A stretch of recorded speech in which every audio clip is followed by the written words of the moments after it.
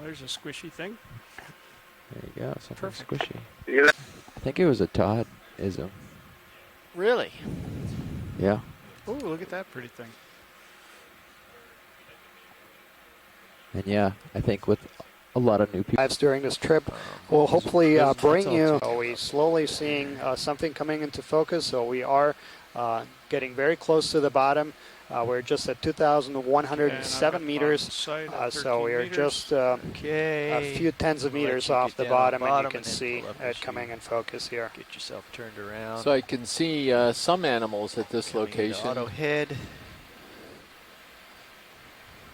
I can see both some corals that are showing up, and I can see at least one sponge in the background. But this is really interesting. This is not the super dense community that's further 6 kilometers away. 5 meters off bottom. And so we maybe actually have found the lower limit of the bed, or will find it on this dive. Certainly the bed is extending down here, but in a very limited way down to this depth.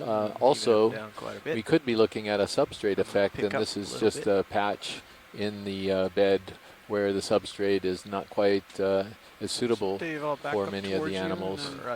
We also could be looking at an area where there's less current flow, because there's a lot of different environmental factors that corals and sponges actually require in order to survive. Dave, you comfortable with our setup? Hey Chris, I have a couple junior scientists here who think they can say the name of the monument. All right, let's... Papa, Yeah, basically you want to find the center of the light pool there. Yes, yes. That's terrific. Thank you very much for that. You pronounced it perfectly. And you gotta name those junior scientists, Amy. Who are the two scientists who pronounced it so beautifully? That was Emily, who is 9, and Katie, who we're is set up. Go find something. Well, welcome Emily and welcome Katie. Great job. And I hope there's some more out there that can pronounce it as equally as well. When you are a pilot. Just get settled in here. co-pilot nav. Yeah, nav. Co-pilot, would you take the tilt, So pilot, there's sort of a candelabra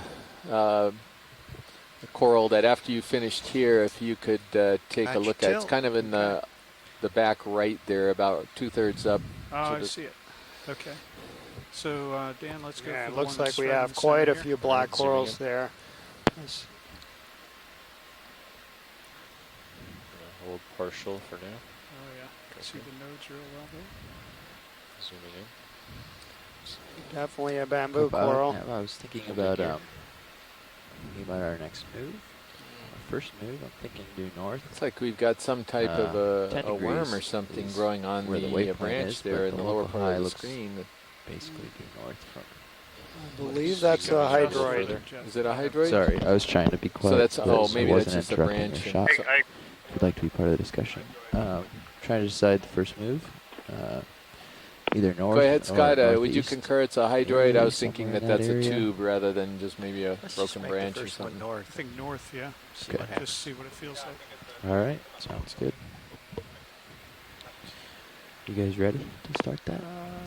No, there's one other thing they want me to look at here before we move on. So. At least right now would be classified as keratoisis. Watch lead, is this good on Scott, I'm not hearing you. I think you're muted. Yeah, that's good, pilot. Thank I'm you. not muted. Video when you're done. Now we hear you. We didn't hear you before. Zooming out.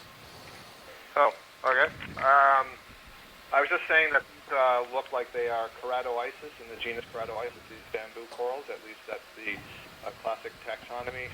We have Abby Lapointe in the chat room today. Abby's a master's student at University of Lift Hawaii. off and go look at that. Full wide. Describing a number of bamboo corals from Tasmania and other places in the Pacific. So she may be best positioned. Possibly. Okay, Dan, pushing on that. Okay, zooming in. Yeah, partial. It could be a primnoid, but not really sure. Holding here for now. Could also be that interesting chrysogorgid that we sampled the other day. Okay, let's go a little more. Zooming in. Tilting. Holding here. Tilting up. There we go.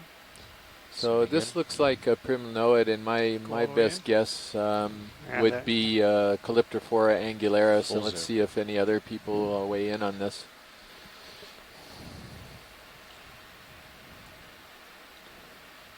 So Les has just identified this as a lyrid prinoid as well. Am I drifting away? Yep, I'll Whoops. pull back a bit. Zooming out.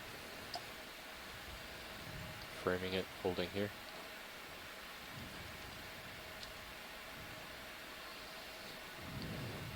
So we've got 2 known species of lyrate primnoids that we're aware of here in Hawaii, and these were published by Dr. Stephen Cairns from the Smithsonian. we got He an goes ID, back in so- 2006, if I'm not Watch lead, we mistaken. good with this? Roger, we're good with this. Thank okay. you. Okay, let's go ahead And and first ship movement now. The 2 Full wide. species that Bridge. Okay. Very sorry. Yep.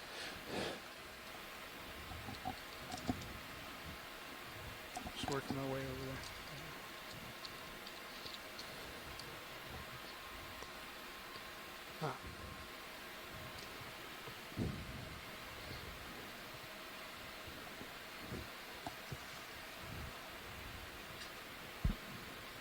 Dave, if you would please tilt. Tilt ya. Got it.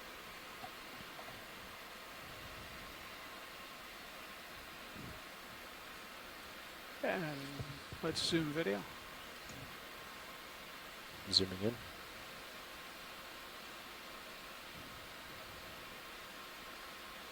Holding here.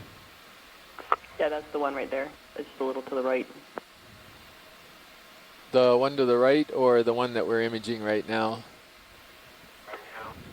The one to the right, but you can zoom in on that one too, because I don't know what that one is exactly. Is It looks All like right. it's a bunch of I'll zoom in when you're ready, overgrowing pilot. We get a an twofer. old, Okay, go ahead. skeleton, old bamboo skeleton maybe? yeah, it sort of looks like Hold that to here. me too.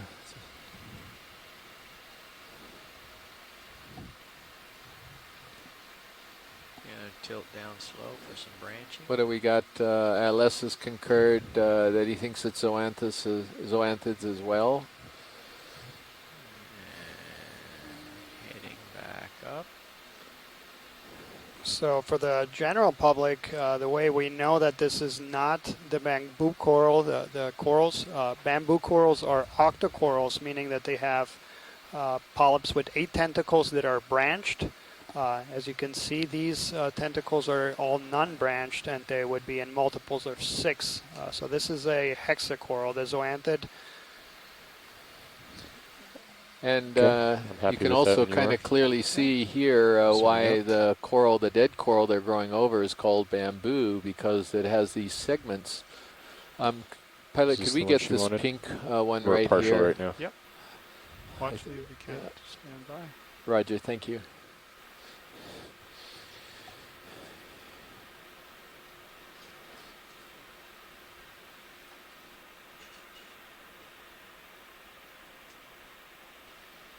We're at partial. Do you want me to come full wide? That's good.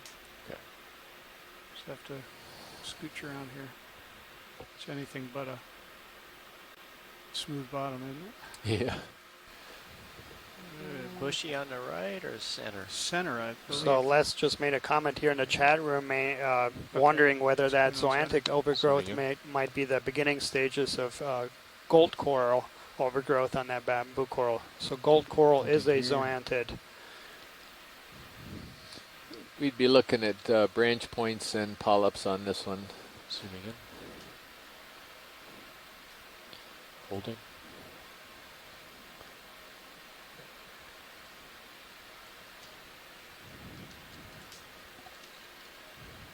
Okay. Starting a slow down tilt. I think it's branching from the inner node, I think from the one in the back there. One branch I thought I saw. Not Go ahead, absolutely Bridge. certain. Yep, just want to let you know I have about a Zoom meter in. left, Yes, so there I'm you practically go. on station for that You move. can't. Oh, yeah, it is. Slap. It's coming off of that branch.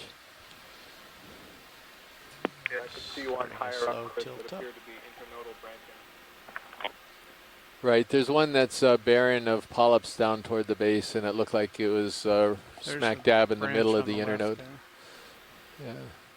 Oh yeah, there it is. Yep, I see it. The branch on the left. Yeah, the branch from the left clearly shows it. Yeah, the branches were kind of end on to the plane of this coral, but there's one that's cooperating. Zooming in. Yeah. Hold here.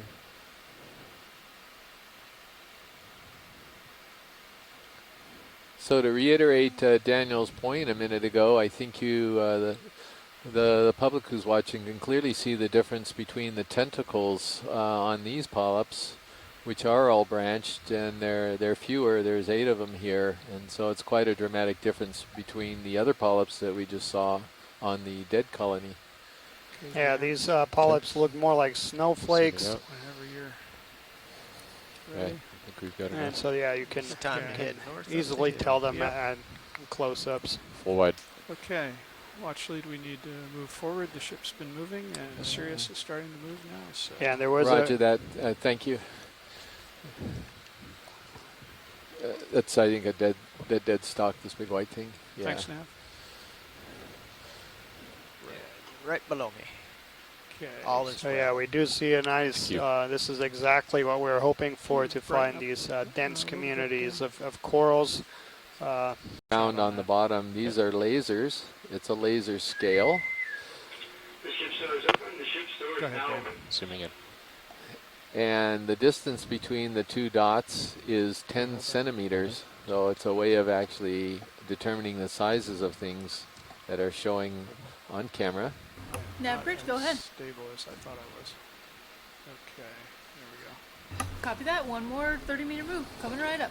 So any guess there? Is this Sicionis, perhaps? I don't think so. I think it's more likely this is Exosalactus, but I'm hoping somebody else Zoom in a might bit more. weigh in. Sure. Not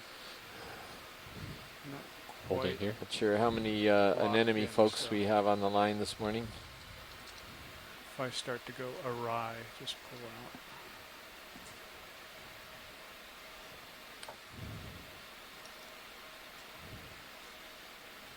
You know, in that little space there between the substrate, it looks like something similar that we saw in previous dives, where we saw these dead barnacle plates. So I don't know if that is something similar right behind the zoom in a bit more. anemone. Yeah, it looks like Or we it. can go. Let's full zoom. Pretty picture. Yeah, it's gorgeous. Hey, whenever you're clear video, we'll see if we can get the barnacle plates on the ground behind it. Yeah, we saw this on a Okay. previous Zooming dive, up. these plates that they're going to image in a bit after they finish this shot. And I don't remember hold here. who actually commented in the chat room that oftentimes you like to can come see further these out? plates, but you don't see any live animals or large barnacles. And Partial. that's what we were seeing. are We no saw a lot down, of dead down plates, here. but Yeah, no so live some ones to the left that of we the Yeah, could detect. that's right back where we started. Okay. Just a here we go. very small. Just zoom all the way in there, video. It should be just above the right Zooming in. laser dot. That's it. Well, That's full zoom. that would be my guess, but it's not really clear. They look like barnacle plates to me. Oh, maybe we'll get another pool of them somewhere. Yeah, and that's my best guess as well. Okay. Abby Okay, Lapointe Zooming just out. thoroughly enjoyed that image of the anemones, just to let you guys know.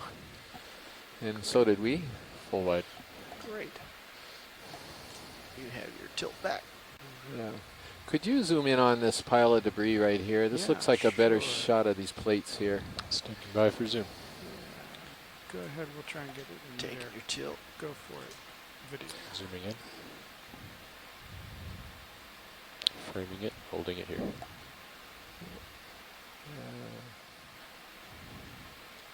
A few pieces of dead bamboo coral.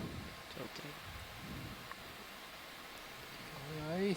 And Boy, Go on in. do we have any comments here in the chat room? Holding here. Looks like a pile of pteropod shells, maybe. Boy, I wouldn't know, Scott. Is that? They Yeah. look a little bit like triangular hats. I can't tell. No, maybe not. I mean, Maybe not. Maybe there are they're a couple barnacle. of broken Yeah, they triangular look more like pieces. barnacle plates now that we're close. Yeah. Zooming in. Yeah, that's full zoom. So if these are indeed barnacle plates, they're quite large, and we do know that there's a very large species of barnacle here in Hawaii that's been identified by Dr. Bob Van Sciok at the California Academy of Sciences as Chirona, and it looks somewhat similar to a known species, but he's not willing to say it is.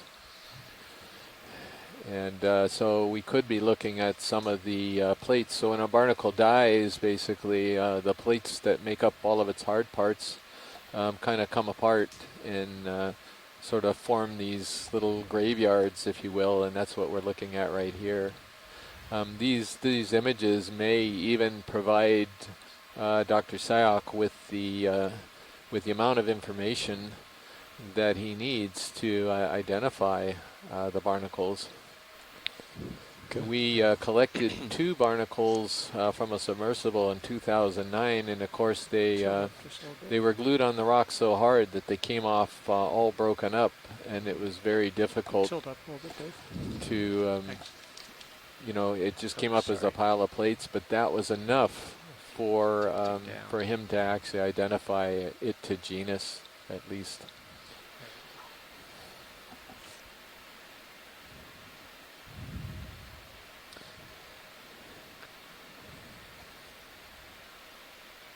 And it looks like, so there are quite a few pieces of dead bamboo corals intermingled within those what appear to be barnacle plates. And you can see one of the pieces of dead bamboo appears to be also overgrown by a zoanthid.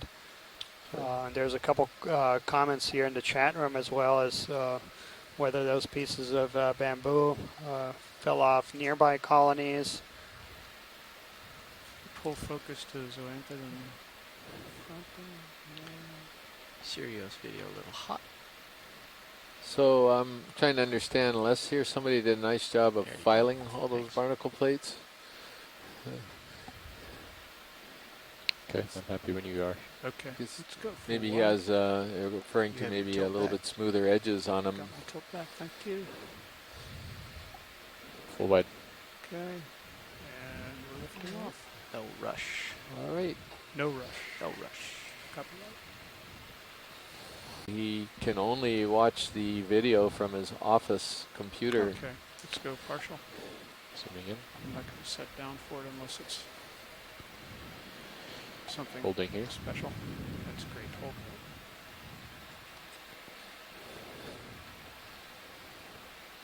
So hopefully Chris is still in the office right now and can give us a hand with this particular sea star. He's with the Smithsonian, and he's considered one of the, if not the premier sea star specialist. Go ahead and push in. Sure, go ahead. But part of the mystery has just been filled in by Dr. Les Watling at the University of Hawaii that identified this bamboo corals as keratoisis. And he just mentioned keratoisis being eaten by, we don't know who. And hopefully Chris Mock can weigh in on that. So those of you in the general audience, you could see the live coral polyps over on the left, and then right underneath the sea star you saw a lot of dead branches, and we're assuming that's because the sea star actually ate all of the tissue off of those branches and exposed them. There's nothing left of the live tissue. So he's working his way around the coral, and unfortunately for that coral, that's the one the sea star picked, because I fear that he's going to lose some more tissue over time. Tilting up.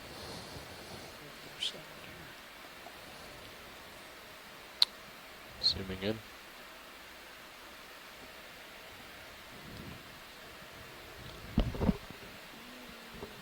So Les has just thrown out a tentative ID as an evoplosoma. And I'm going to engage in friendly conflict here, or friendly, what's the word? Competition here. I would go to Hipposteria, possibly Hipposteria imperialis, but I'm not really sure. It'll be interesting to see if anyone else can resolve which one this is.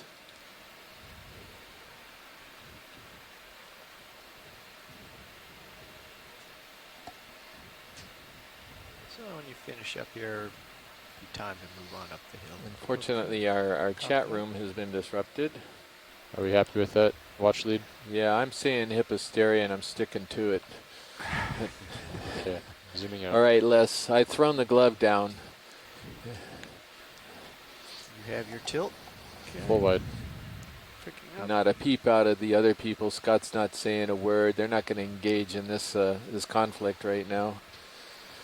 This is very friendly conflict. All right, pushing ahead. And yeah, Amy just made a comment here that you can see in camera 2, and we can see it somewhat in camera 1 as well, that all of the corals have the same orientation. So for those corals that have a planar or fan shaped, they are all, the fans are all facing the same way, and that gives you an indication of what the dominant direction of flow is here. East-west. And Nicole Morgan has weighed in. She stepped in to the conflict there, and she is supporting me, Les. Need to move ahead a little bit more. Not like I'm trying to, poke or anything like this, but it currently is 2-1. And we do see a rat tail there just to our right, our first fish of this dive. Where was it? We just passed it. Oh, I didn't see it, sorry. We're just seeing one of these little dead patches. Yeah, but there's an awful lot of barnacle plates here, it looks like, which may be the reason why. Maybe they're ruining the settling grounds for corals here. I'm not sure. Yeah, different substrate completely. That's. It's a good possibility, Chris. The plates themselves would be too unstable for any significant growth. So that's interesting. It also looks like they're all accumulating in a slightly lower spot than the surrounding flat substrate. Sure. Yeah, and Pilot, I assume you see that fish off in the distance. I think. Oh, there's 2 of them. There's one actually over the plates. Yeah, fish there. And there's one off to the right. If we could get at least one of I'm these, just that would be finishing up terrific. this And this is a lot of plates. Thank you, Bridge. Holding. It must be. There must be some there's another corals one. in here too. It's hard to imagine a barnacle field so extensive. Slow tilt up. Zooming in. Holding. Bruce Mundy, are you with us this morning over there in IRC? No, unfortunately not. And he did make a note yesterday that he would unfortunately not be able to join us over the weekend. Do we have any other fish people here? We can certainly put it in the family Macruridae, the rat tails. Right now, I'm not sure I can go any further than that. Looks like a very strange guy. It could be similar to the one we saw yesterday, which Bruce had tentatively ID'd as one of 2 genera, Malacocephalus or Trachanurus. And I think at least part of that ID was based on the filaments coming off of the pelvic fins.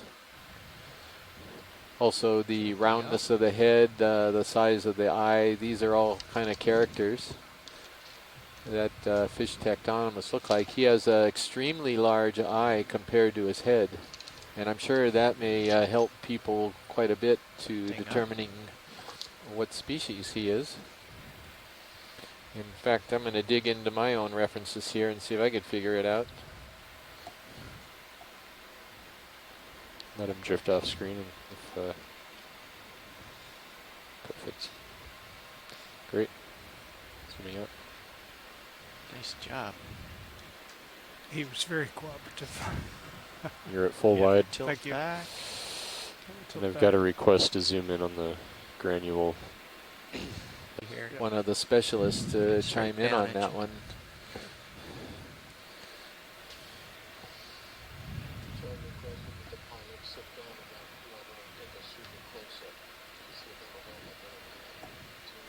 Sure. Yeah. So, pilot, could we sort of maybe stop right here in the pile? Is that a possibility, and take a really good close-up of this material since it's quite extensive? You can bottom here because there's nothing delicate below you. I'm going to push out just a little bit, just to be ahead of Sirius. And Les has just made a comment here that area de Gorgia that we just passed Let's get this fish was forward. standing straight Here, up, go ahead, Dave. indicating that there's very, very weak, if not no current right here. Down slow.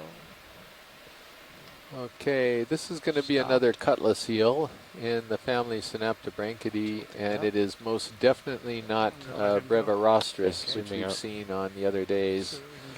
My best guess on this animal would be Synaptobranchus affinis, but I only know two of them based on their dorsal fins, and there's a lot more than that down there, so it may not be that. All I can say right now is it is not Brevirostris.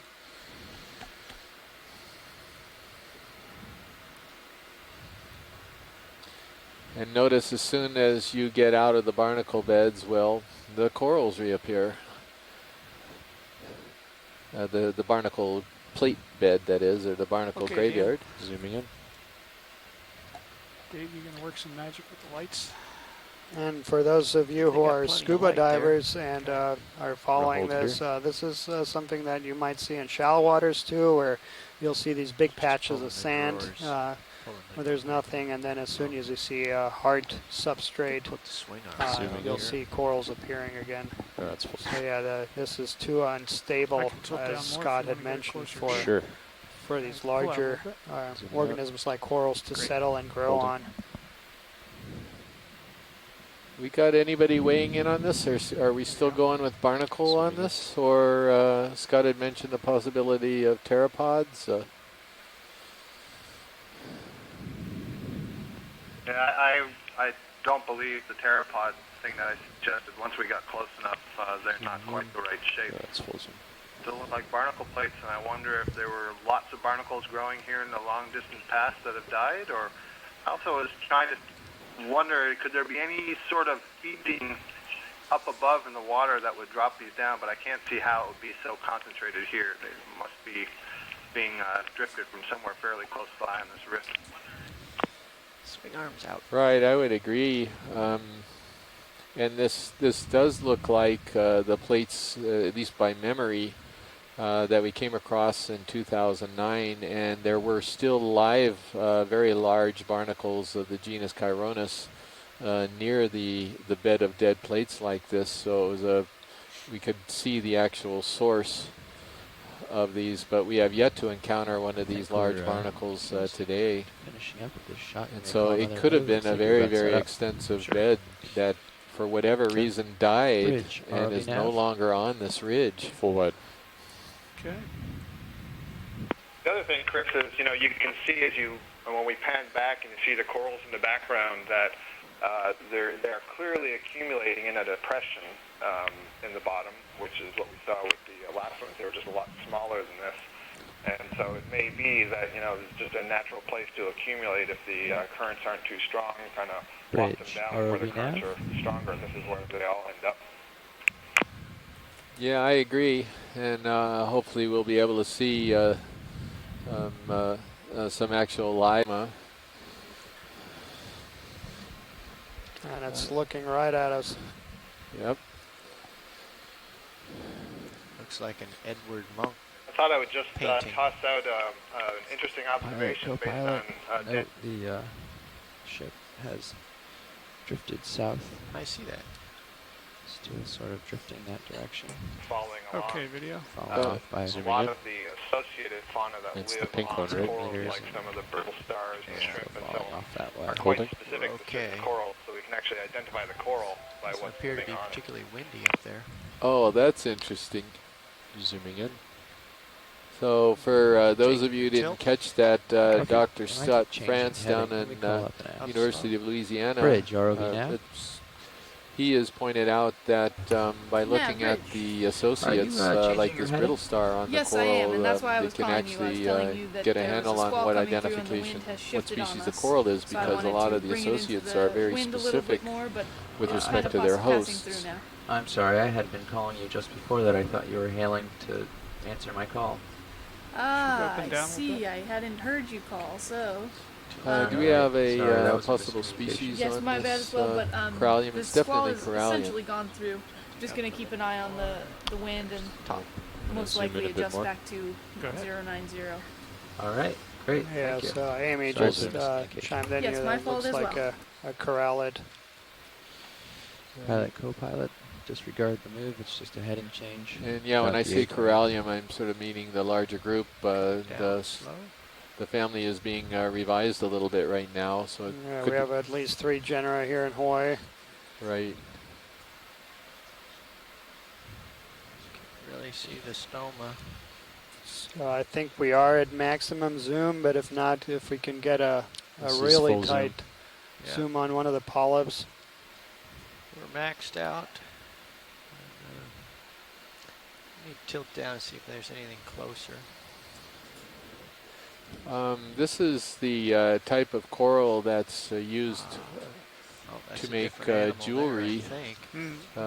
In many Yeah, places it's of the different world. animal. This is one of the types of corals, I should say. And these to the are left. usually referred to as precious corals, in this case a pink or a red precious coral. This particular species that we're looking at now is Down probably some not more. one of the ones that be of interest to the harvesting industry because we're too deep. They typically will Come on target back, much left, shallower left, Jeff. corals that are It's pink easier when for them they're, to. Yeah, I was Zoom looking out a at bit. Yeah, and in Hawaii, it. historically, we Tilt down had a to the fishery stalk. to collect pink corals, but that fishery is currently dormant because most of these species are found in very deep waters, and as a result, it's very difficult to Zoom in. harvest them. And of course, right now we are inside the Papahanaumokuakea Marine National Monument, one of the largest marine protected areas in the world where all species, including corals, its fishes, and all other inhabitants are protected in perpetuity from threats such as fishing and other human impacts.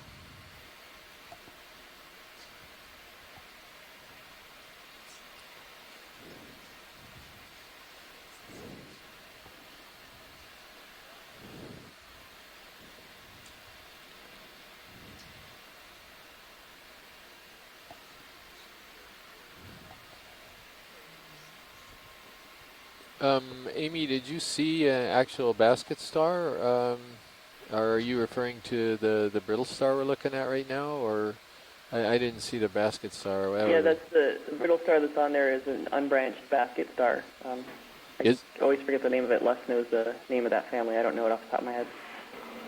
Well, the group is the Gorgonocephalidae, I think, is the family, but maybe they have different families in the Gorgona. I can't even pronounce it.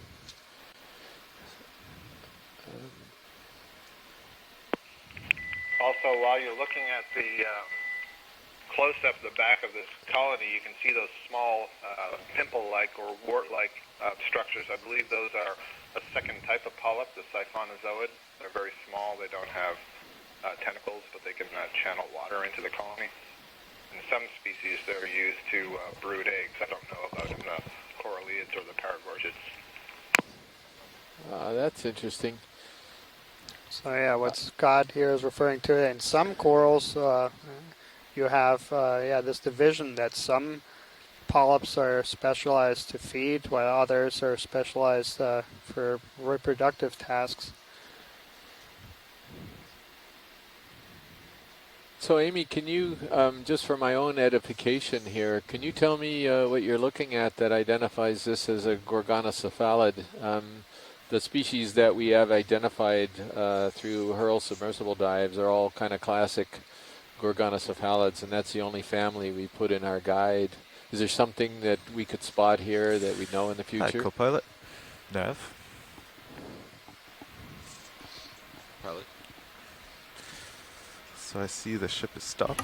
Nav Bridge, I'm going to. Or is this just something you know from a collection event where the animals actually pulled off of the coral unidentified in the lab? Looks like we're heading almost north when we do I get didn't catch that. You broke up. Sorry, Amy, I was saying just for my own edification, is there something that you're looking at here that tells you it's a gorgonocephalid basket star, or is it just from getting one of these from one of your coral collections and somebody looking at it in the lab? Sure. Good afternoon, pilot. All right. Let us know when you're happy with this. We're happy with it. Thank you. All right. Going down to a black coral. Zooming out. Yeah, and it's right next to it, right there. It's to the left of right where you were. Yeah, you don't really need to move. You just need to zoom in. Okay.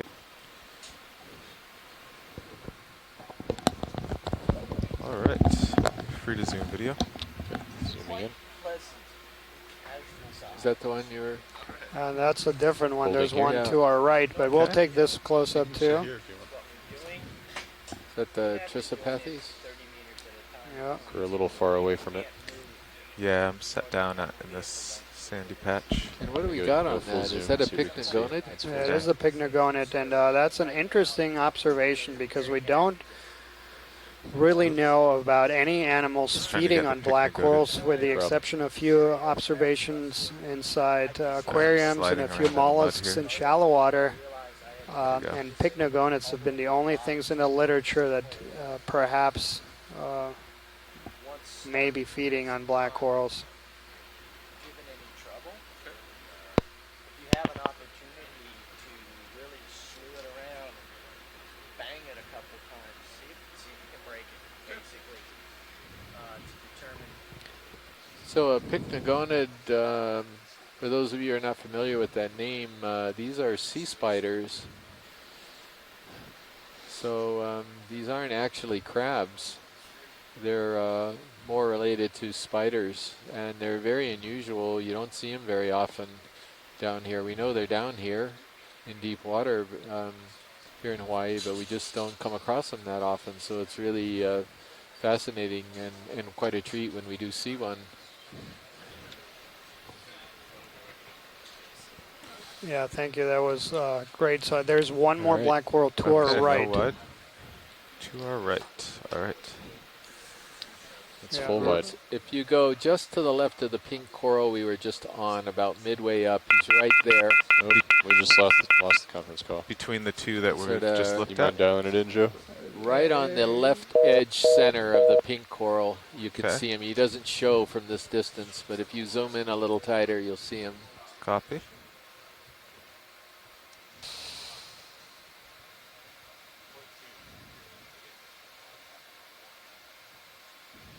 Yeah, he's coming up just above the lasers. Okay. Go in video. Okay, Slightly up and to the right of the He lasers might be far right also. now.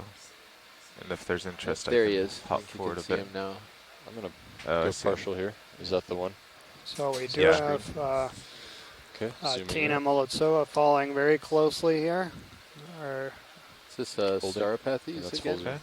Looks pretty good. yeah. Small colony. So what's telling you it's a Sauropathes, those extra branching? Exactly. So you have kind of like almost like pinnules coming off the main stem. Thank you, Joe. And they're opposite, they're not alternating, right? So each Yeah. branch from each side is right opposite to each other?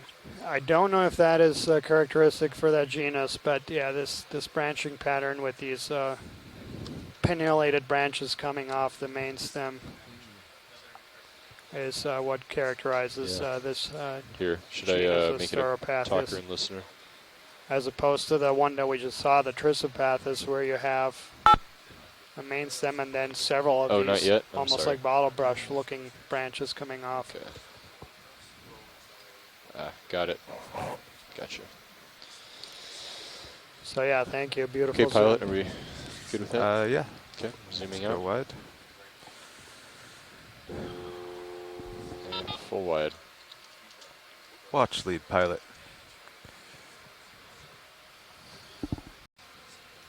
Our temperature is about 1.9 degrees Celsius, so it's quite cold down here.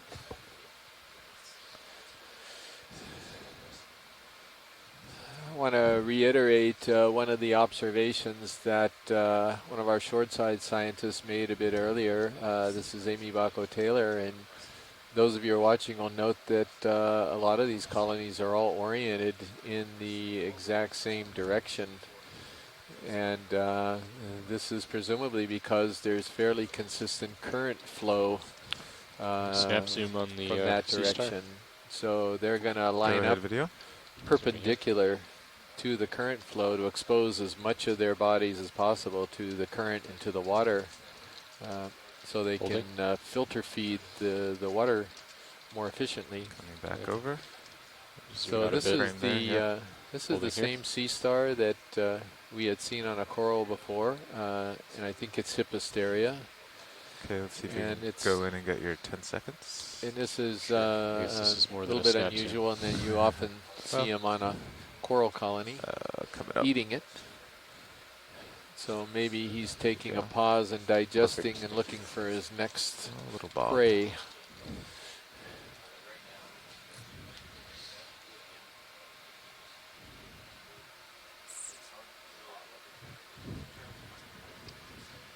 Okay, I think we saw one of these earlier. So okay. We'll zoom out.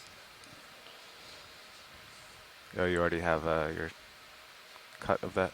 Full wide, yeah. Okay. Were you cutting in the morning? Hopped in the painter's chair. Were you cutting in the morning?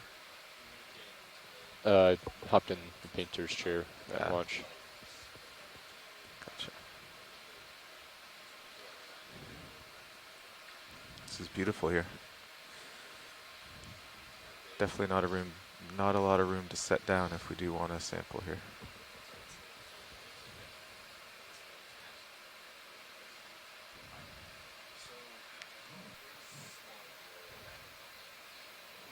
Want to do a snap zoom on the end of this whip coral? So the Okeanos Explorer has rejoined the conference call. I'll just the one by. with the yeah, oh, it's an Confirm, we can hear you. Just curious. Zooming in. Well, sorry about that pause. We like did lose you for a while. Sure. Nice. Or you lost us, one of the two.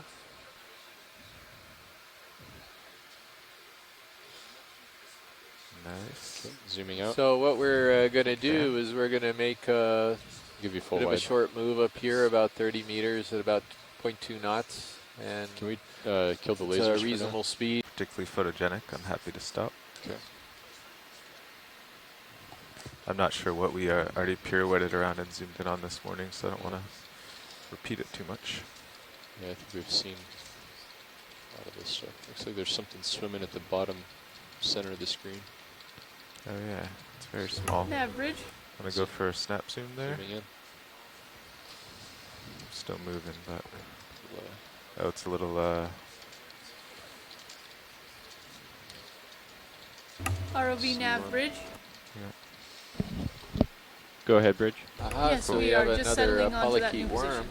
Alright, that was fast. The guy who was Zooming out. swimming by in the water column. I think I have a better top speed, but he's a little more agile. yeah. Okay. Zooming out. It's Full just wide. a little more agile.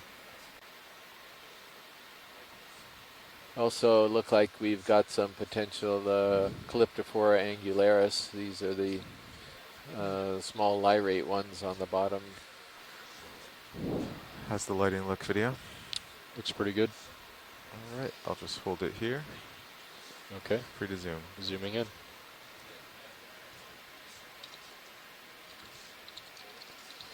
Hold here. Tilting up.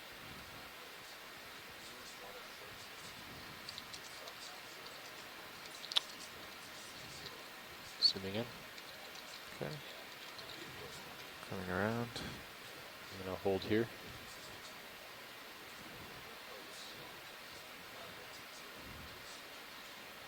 So it looks like the consensus is that this is a corallid. what used to be corallium. Sounds I'm like not they have sure their it's ID. Do you want to get any going to prettier remain in footage? that genus. Also, it look like we've got some potential Calyptophora angularis. These are the small lyrate ones on the bottom. How's the lighting look, video? Looks pretty good. All right, I'll just hold it here. Okay. Free to zoom. Zooming in.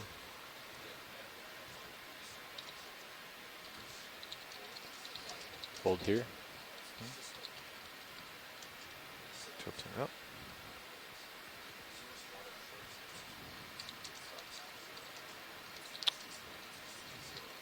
Zooming in. Okay. Coming around. I'm going to hold here.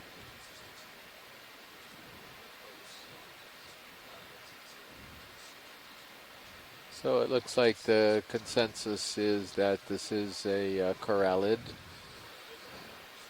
What used to be corallium. Sounds I'm like not they have sure their it's ID. Do you want to get any going to prettier remain footage? in that genus. No sense. And the large brown things are brittle back stars here if we sticking through it. I think if we wanted to do that, we'd have to sit down and get a little closer. But this is Okay. fine. They're not sticking through it, but the arms are sticking through. The animal's on the other side.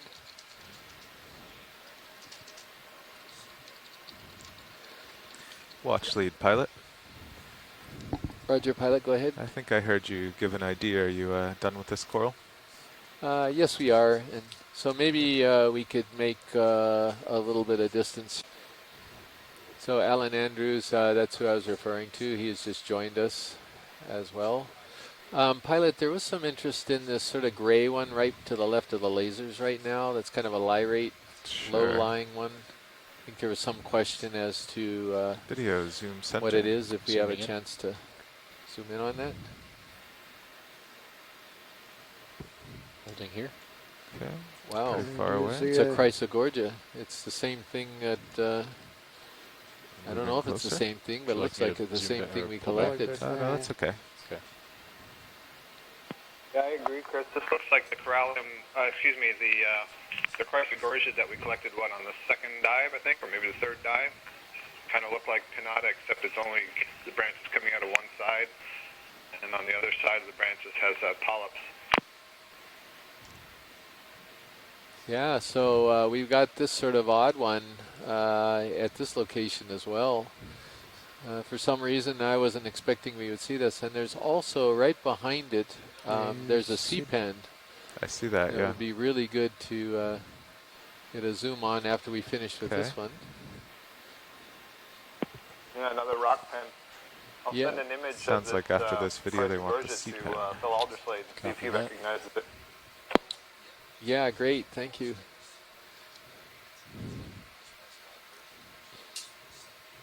Should we go ahead and go for the sea pen then? Yeah, sure. I don't know if you'll be able to focus through this. So, Looks like there's a little gap there. Scott, Yeah. do you remember the Zooming polyps being this Okay. big on that Chrysogorgia we sampled? These full just zoom. seem enormous to Okay. me. Maybe it's just a perspective. Really.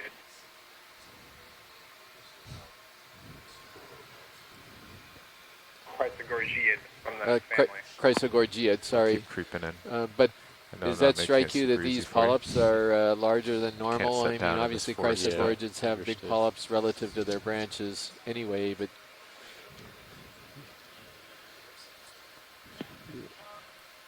I don't know. I guess I can't tell from 80 degrees on you, pilot. Copy that.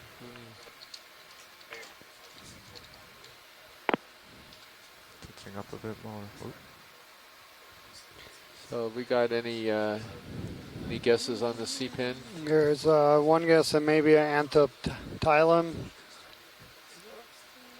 Yeah, we're It's a nice focus there, video. We're regularly defaulting to Anthoptylum just Like we're because we don't drifting know away a the, bit. Yeah. the pen's very well down here. And I Back in. suppose Calibolemnon could be in the running. I really don't understand the difference between the two and how you tell them apart. Yeah. They both are considered. it's difficult to tell those apart. So one of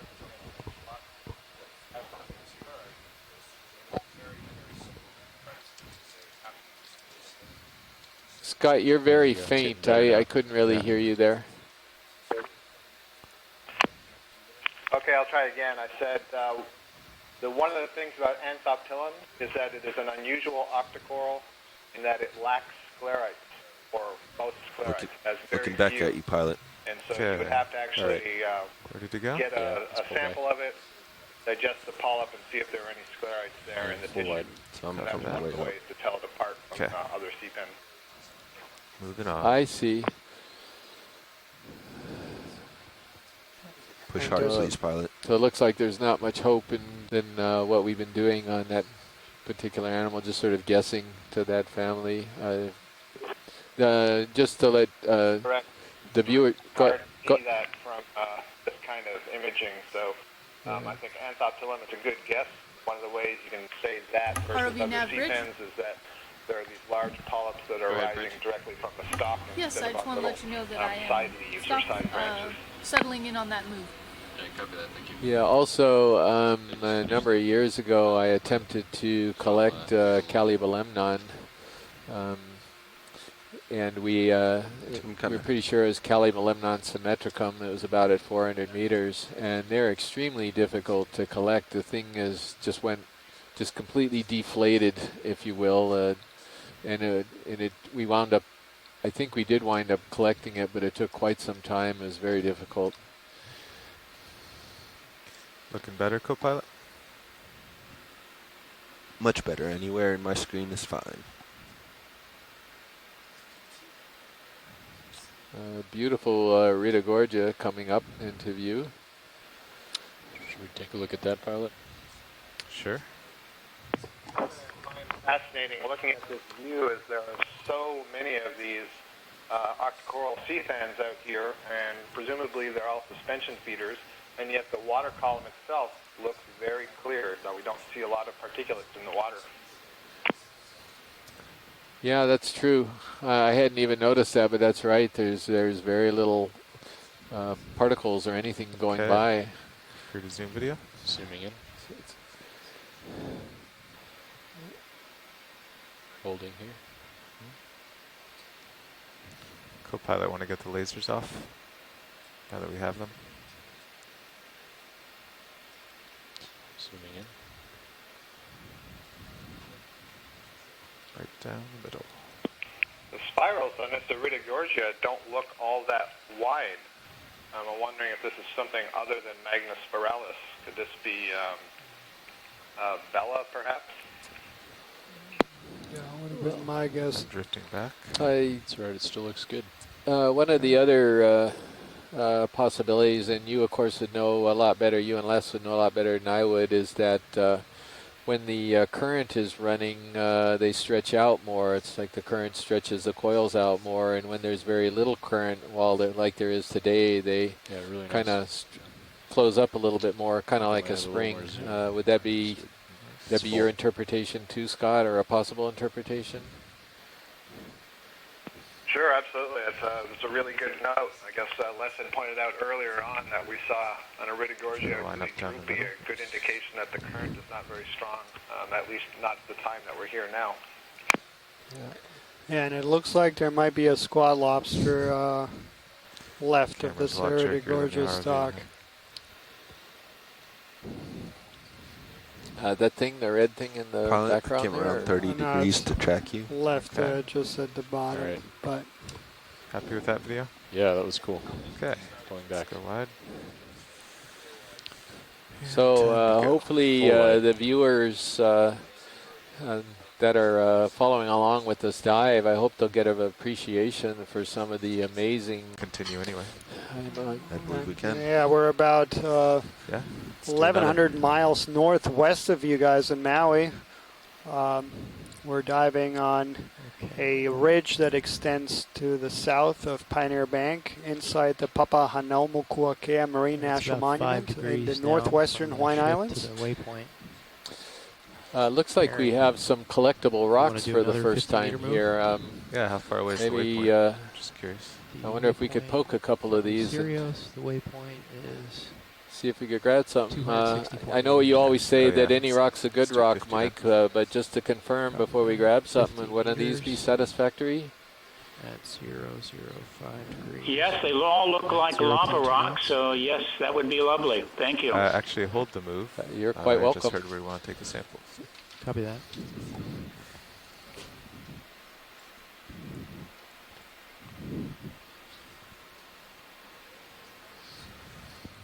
All right. Co-pilot.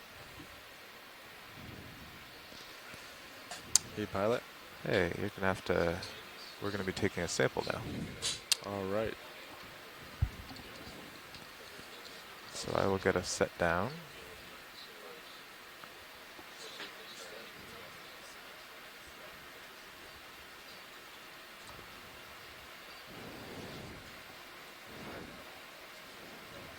I'm taking a sample.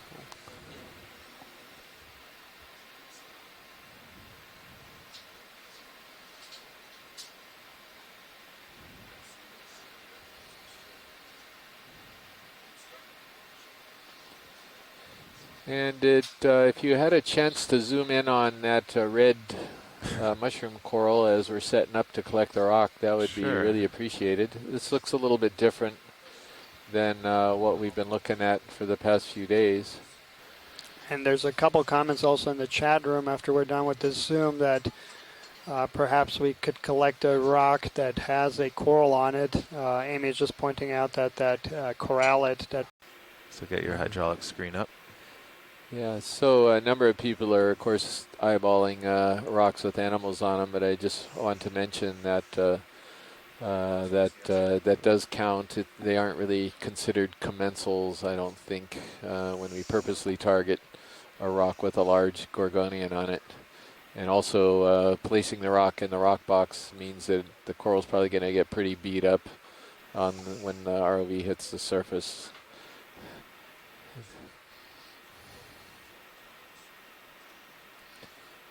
Co-pilot, let's get that slider over. You got it.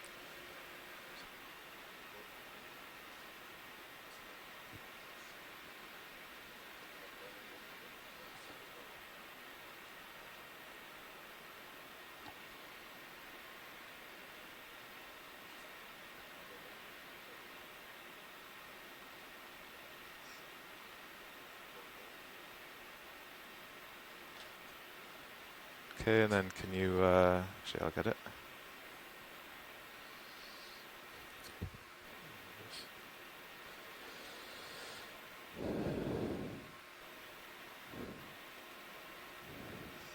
You know, even that one directly underneath the manipulator right there almost looks good too. Either of those would be great.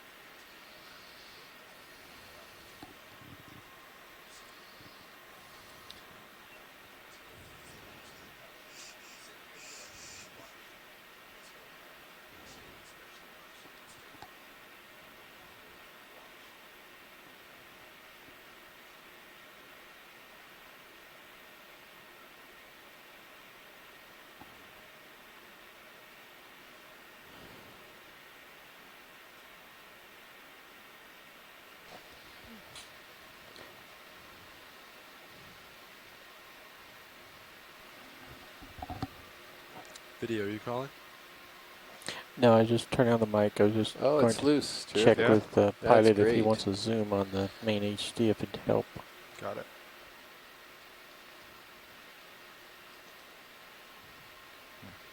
Actually, video, a zoom on the mini Zeus would be good. Copy.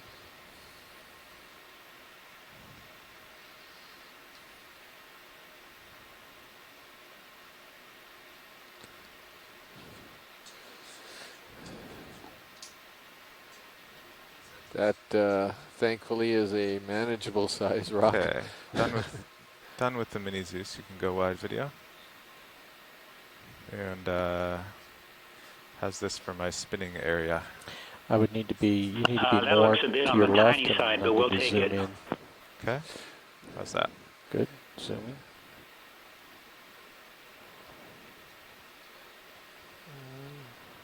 Have you got the laser beams on? It's gonna. Can we They have laser them that? on there on the background below it. I think it's at least 10 centimeters wide. I'd have to find them. Yeah, You they're need to down tilt the below the camera rock up. right now. Yeah, it's hard to. Copilot, can you tilt the HD up? Thanks, The Chris. main HD You're Copilot. welcome. Main HD Copilot.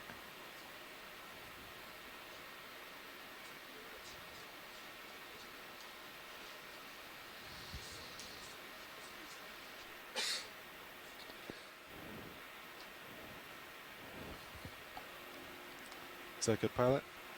Keep tilting up until we see the lasers on the rock. There we are. All right. So it's about 10 meters, 10 centimeters wide by, what, maybe about 15 centimeters long. Yeah, so there's the laser shot. Right. Now I'll lift up to the middle video. Okay. Yeah, so it's got a pretty interesting little commensal there right by the right claw. Okay, hold it there for a few I don't suppose seconds. anybody's weighing in on this. Yeah, that looks like a hydroid. Okay. I think earlier I suggested it was a sponge. It's I centered on the hydroid. don't know if you were thinking Or clatorized, sponge. Scott. Thing on the I was right-hand sort of side. wondering whether it could be. That's exactly what I was thinking. Oh, yeah. In which case, this makes it an extremely valuable rock to collect, in my opinion. Not that I'm biased or anything. All rocks are extremely valuable, aren't they? Yeah, they are. They're very valuable, but See some of the tissue between two of those sunburst-like lines. yeah. Well, Okay. all cake is Pull good, it out Pilot, for the but spin. it's nice to have Okay. some that has frosting on it. I see. Then center it and spin. Slowly. I'm not sure that rock is gonna, or Something that on the bottom we clatorized should sponge image. is gonna survive the front rock box, though. I don't know. Just give if us that a full would be, spin, then we'll come back to those horrendously items on the bottom. difficult to slide out the bio box and perhaps put it in one of the There you bio go. boxes. It's slower.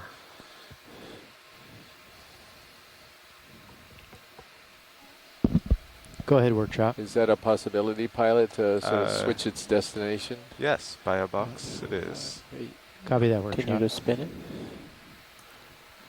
Oh, we have to go all the way? Yeah.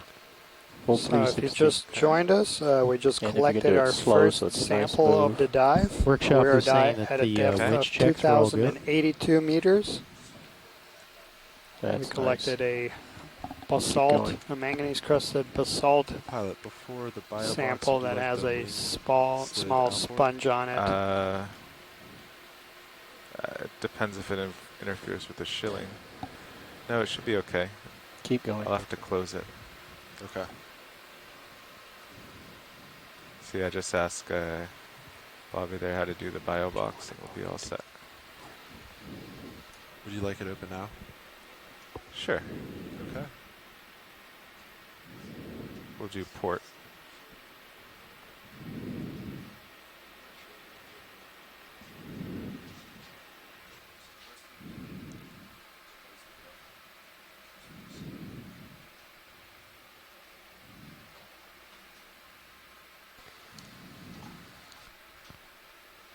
I think that's Watch all the way loop around now.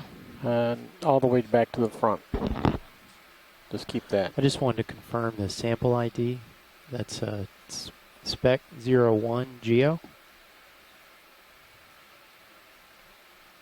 Copy that, watch lead. Thank you.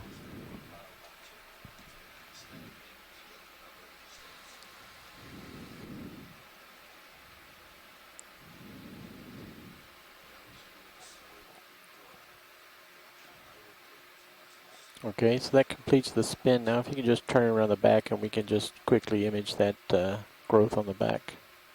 And then we'll stow it. You just want it. Yeah, and then up. See the stuff on the bottom? Oh, yeah.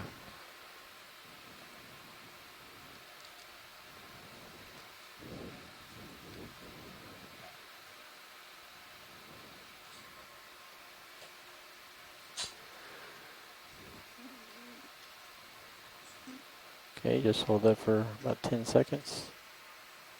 Hold it. So if you have just joined us, welcome. We are okay, we'll call that good. About an hour and 45 minutes into a very spectacular dive. We are about 2,100 meters deep off Pioneer Banks in the northwestern Hawaiian Islands, about 1,000 miles northwest of Honolulu. And we just collected a very valuable rock sample that has a sponge on it.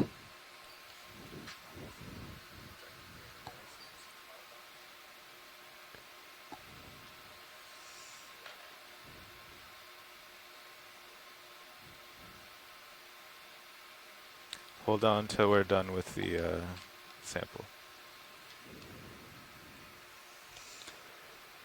So today's dive, we're going to have about 6 hours of total bottom time. So we will be leaving the bottom in about 4 hours and 15 minutes. I'm good, thanks.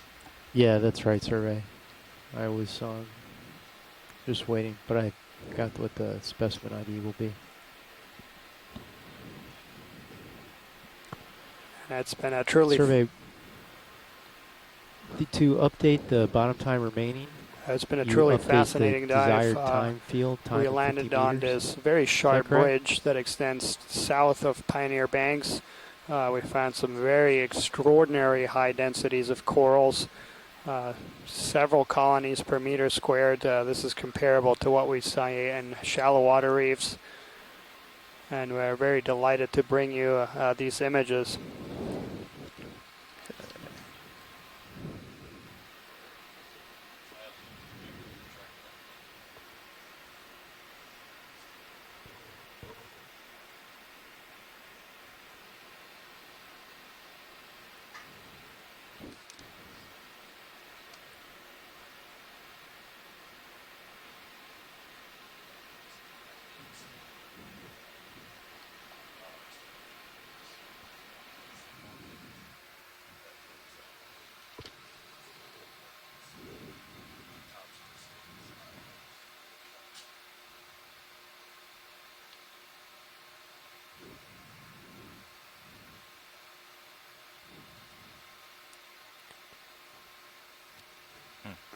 So after we secure the sample... Here.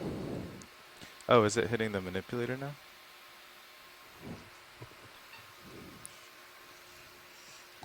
Maybe just draw out a touch. I think it's the shoulder. If you just draw out a couple inches, I just want to check. Did that sample go in the bio box? That's good.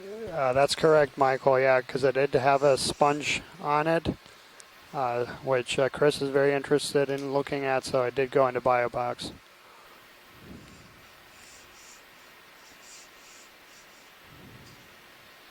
Great, we just can't see where the sample is going from the two video feeds that we have.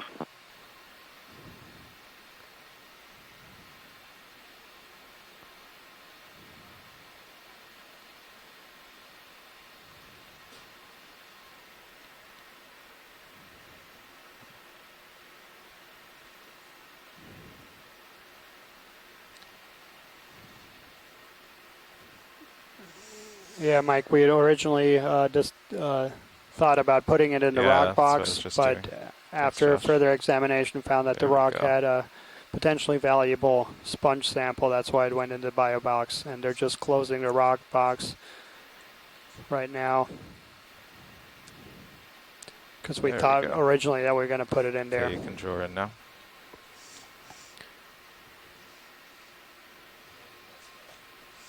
So I just got a note from the local newspaper saying that the Hurricane Hilda has been upgraded to Category 4. Have you guys received that news? yes, we have. Okay, video, you are free to zoom on this Anthemastus.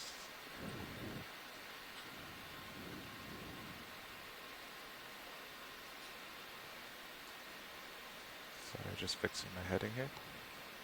There we go.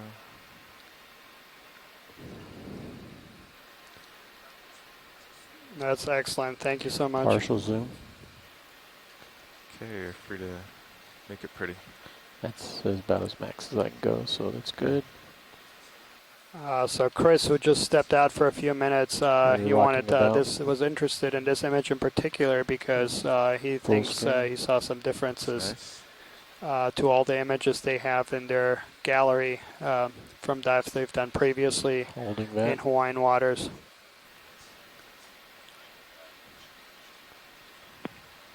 Daniel, it also looks like there's a single polyp, maybe a new recruit, just on the upper right, the rock in the upper right of that Anthemastus.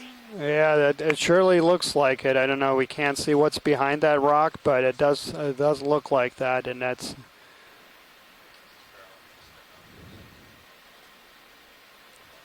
Okay.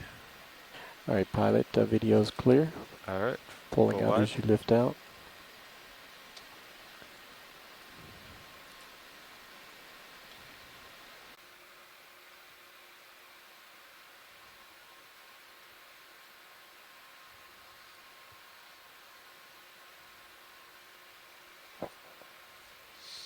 Look at the top. So it's got a sieve plate. That's what that grill is over the osculum, or the hole on top.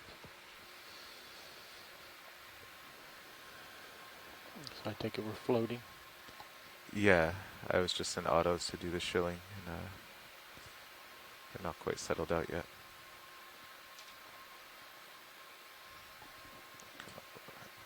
Stand by video. Pulling out a little bit.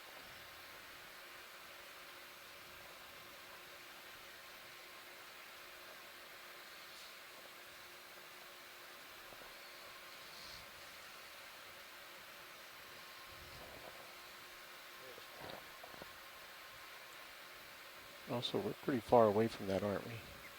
Yeah, it was just a bonus while he gets the shilling ready for you. Okay. Go ahead, Nev. Nicole, I just wanted to go over trying the to get bailout a direction handle again, the on this bailout and bearing. find a Should picture be of something that was anything dead east that this or might south. resemble. She was saying that it doesn't look like Regadrella that you collected. Is that, I'm not so so it's sure not north, it is and now it's just Regadrella east either. or south? Copy that. Anything not It's north. definitely not east or these south, new, but what we call anything not Protella north. new genus, because it's got the sieve plate. Okay, well, so west as well? And there are other West would be aspects of suitable. it too that Okay, rule that so out. anything not north. If I can find what I'm looking for here, that would be helpful. That's not bad as a bonus.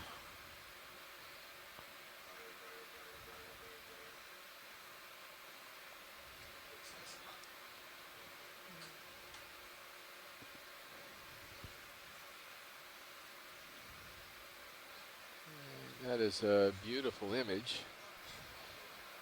One thing I'm also noticing is the horizontal array of the holes on the side of it too. Okay, science, we're going to do a quick white balance on the main camera on the chip chart. We're going to do this abbreviated version.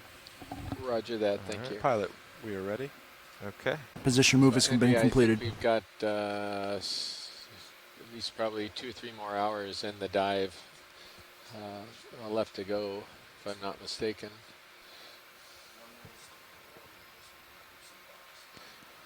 You all set, video? It's about 11:30. Actually, you have probably more than that. We might even have 4 hours left in the dive. There's a question from one of our scientists.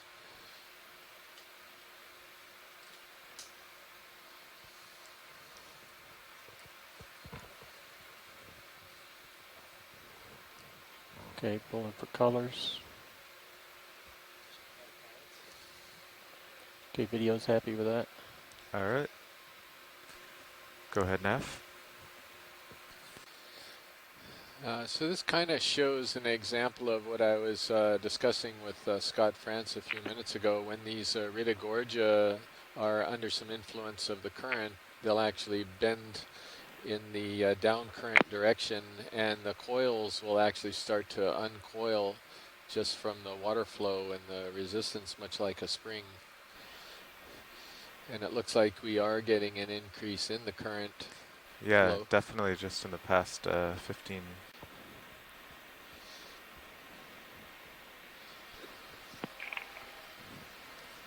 Hear me now? I can hear you a little bit, yeah.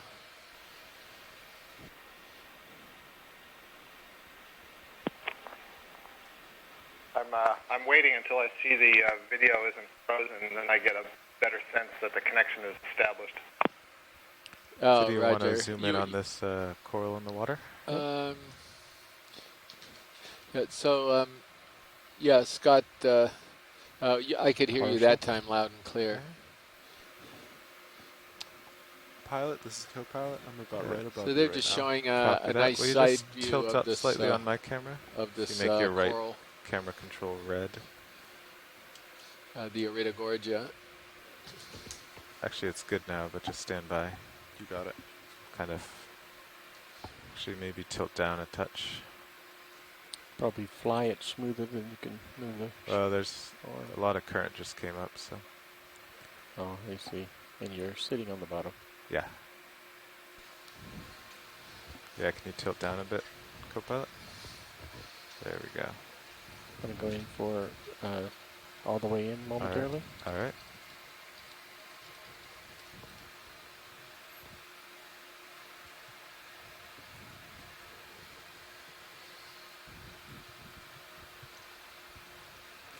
It's like a desktop background.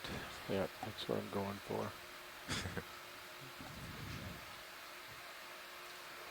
The pilot's on the upper right.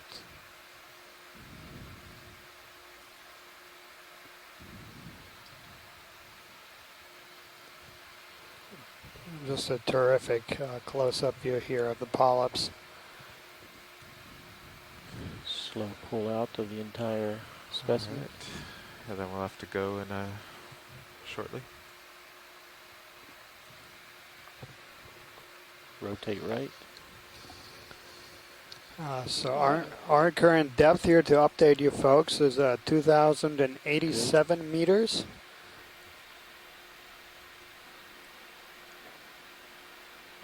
Hi, Daniel. I hear you clearly now, so I'm going to try to repeat what I said earlier. Is that okay? Go, please. Okay. Yeah, so what I was saying is pull off. I was agreeing with Chris that this looked much more unschooled, let's say, than the previous Iridigorgia we had seen. But that Les and I have seen plenty of Iridigorgia magnispiralis that are small and still have a very wide central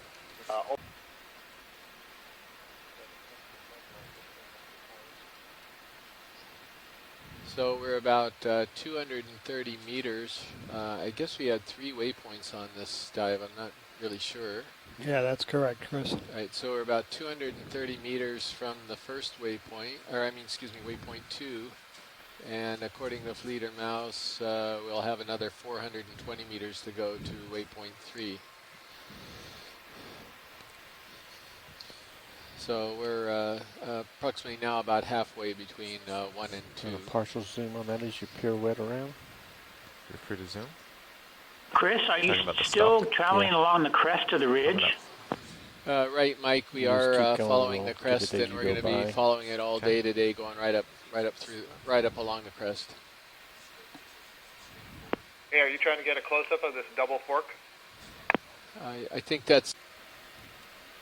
Pilot sounds like they would like to visually see see that pink one easier. on the left and the one that we're potentially going to sample. I did collect a correlate at it's this too site far in away. 2003, but the polyps look very different. You can get the one with.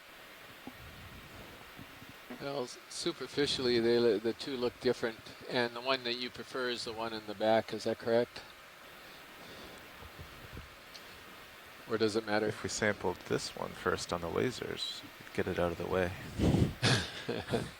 I didn't catch that. You broke up. I'm sorry, the two corallium, if that left one is a corallium, they look a little different, and your preference Can you would put be your the left one toe on that rock the right, just at is the that bottom of the correct? screen? You're going for the multicolored coral, right? Yeah, with the ophiurite on it. Yeah, they both have. Sure, I would like to zoom in on it first, if we could see. They want to see both of them. Sure, If you want to zoom okay. on that one while you're here. Yeah, they both have ophiurites Video, on I'm them. gonna wait for directions from watch lead. Okay. Roger, pilot. So Amy would like if you could zoom on each of the two red corals there. To decide which one we might want. Right, exactly. Okay. Thank you. Look at this one in center.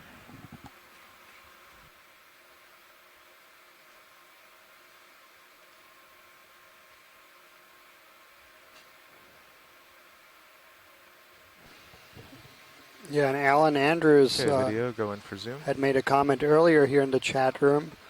Alan Andrews works for NOAA's Life History program in Hawaii, and that they had aged a coral of this genus Corallium from Davidson Seamount that was only 30 centimeters in height, and that was 120 years old.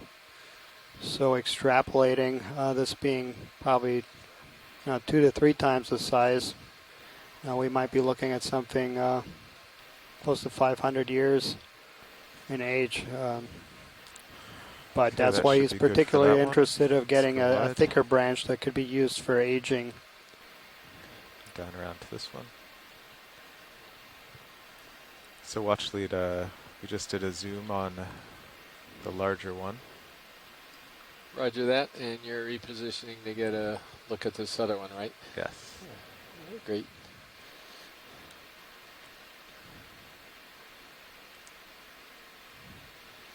By the way, did anyone comment on the yellow zoanthid? Again, it's a little difficult for me to see the chat room today.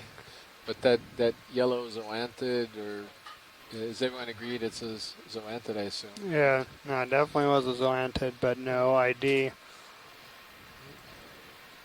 No ID, but there was some agreement in the chat room that there were two different zoanthids on that same skeleton. The yellow one and I'll center it up. The more whitish one. Tina noted that the diameter of the oral disc was different on the all two. the way. I see. This looks like a paragorgia to me. No, maybe not. What is this? Coming back down. No, We got to do that a lot slower. I'm not sure what we're looking it's a at blur here. if you try to take a still image of those. Guess I didn't know it's a corallium, I guess. And I haven't yet got a focus on anything. Well, I have Tether Tug from Sirius, but she's coming back. Yeah, and we'll rely here on Amy, which one of the ones you are more interested in. Sounds like Alan would be more interested in the bigger branch of the one to our right. And if we can get it... when you have time to grab, fine. So upper right coral, yeah, a snip of a thick branch. Thick branch, and if possible, the brittle star with it. So that's what Tina is particularly interested in. The brittle star, that would basically be taking the whole coral, It would be like halfway up, I think. Yeah. Well, we'll see. I'm not sure if that would fit in any of our boxes at that point. Okay, well, yeah, if possible. If not, we're at whatever we can get. Sure.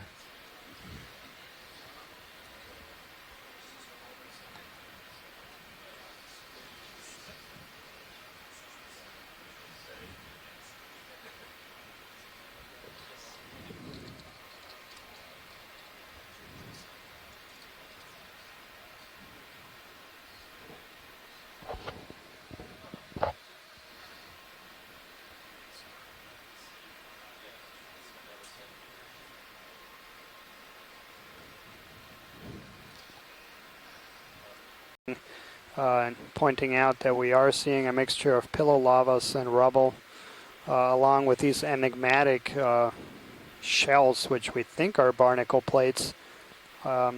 Chris mentioned that the closest ID he can come up with is a species in the genus of Corona, but we are not certain, and we haven't seen any live individuals of this, so that's very interesting. So suggesting that perhaps these shells may be coming from somewhere else and just accumulating in these depressions or these places from further up.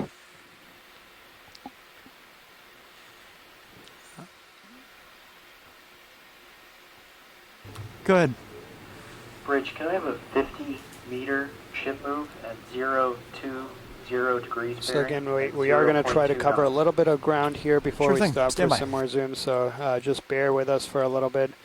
Got a second here while the ship is jumping in, so if you see anything you want to look at. Ooh, is that, Roger that. So is that sea star eating a coral? It's a few sea sea stars on corals there. It's very interesting looking. Coral?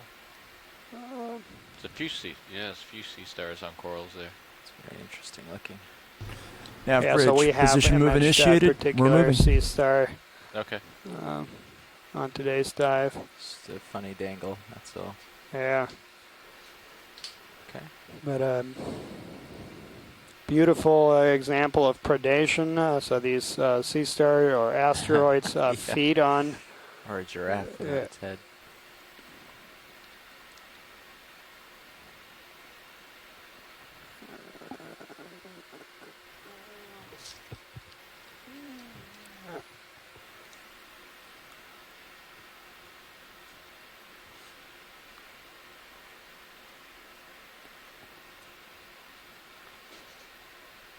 So there's an interesting looking sponge dead ahead. Maybe if we can get a close up of that The more one. branched looking one or the tubular one? The more branched one. So we saw something similar on previous dives. Maybe I'll rise up and then you can go on in.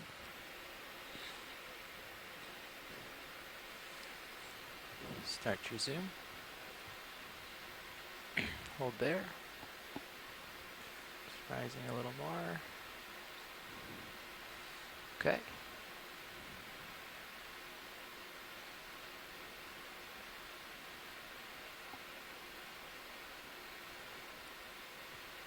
Copy that.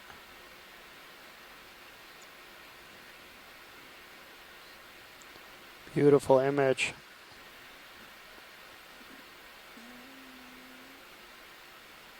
Thank you, video.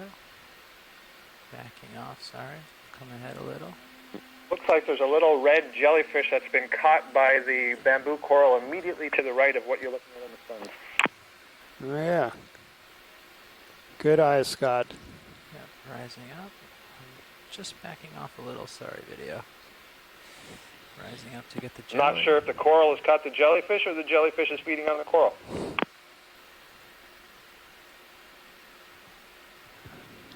working on it here. I don't want to tilt.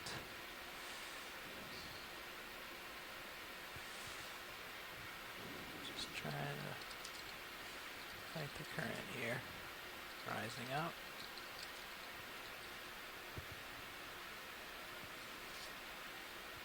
A little better lit now, hopefully. There you go. I apologize for diverting you from the sponge. We got some good images, and I'm sure Chris will be very happy to review those. I don't know. That's an amazing image right there. That's a good one. What was that red thing? I was pulled out on to have It's a jellyfish. Is that what it is? Jellyfish on the polyp. Something's really flying my head around. You want me to tilt up? No. So when you guys are sort of clear to have a little discussion, there's an issue that has cropped up that I need to discuss with everybody. And I guess this would be as good a time as any at the bottom here early, so that we can have a more or less full dive tomorrow on the site. We're going to be on Bank 9, the southern part, completely unexplored area, the southern part. I think Amy had one dive at a much shallower location on the northern part of Bank 9. This is going to be our first Cretaceous, or what we think is a Cretaceous seamount in Guyot. And so I'm letting you know what my... What's the plan tomorrow? Yeah, So what I'm saying is that we need to discuss this. If we want a full dive tomorrow, we're going to have to pull off bottom here in about an hour and 10 minutes. Video, and I got to run. And if not... Understood, Chris. I was asking, what's the depth, the planned depth for tomorrow? Is it really deep, or is it similar to today? It's similar to today. Yeah, it's going to be actually shallower. It's going to be about 1,400 meters on the top of the terraces. Mimi, maybe you can log in on this, weigh in on this? You're not hearing you. So that would mean that the transit to the bottom would be a bit shorter tomorrow than, for example, Sorry, today. I couldn't hold that for longer. Right. For you. Not long of a descent, actually, about an hour. Yeah, about 50 minutes. So I'm going to go ahead and throw out my vote and the reasons for it. I would prefer that we pull up here early and go to the other site. And the reason for that is one of our primary objectives here is to determine whether or not the bed that was discovered in 2003 extended down to this depth. And I think we pretty much confirmed that. And also this particular ridge has been the site of now 3 dives, the other 2 being quite a ways further up slope. And so the dive tomorrow is completely new, unexplored territory, and potentially a completely different type of seamount that's never been dove on before here.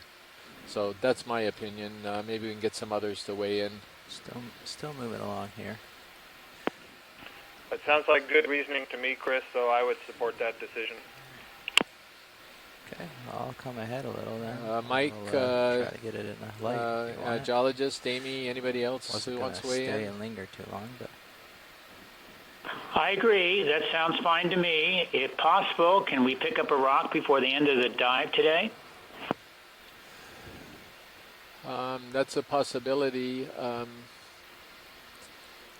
We have any other comments? Amy, are you still with us?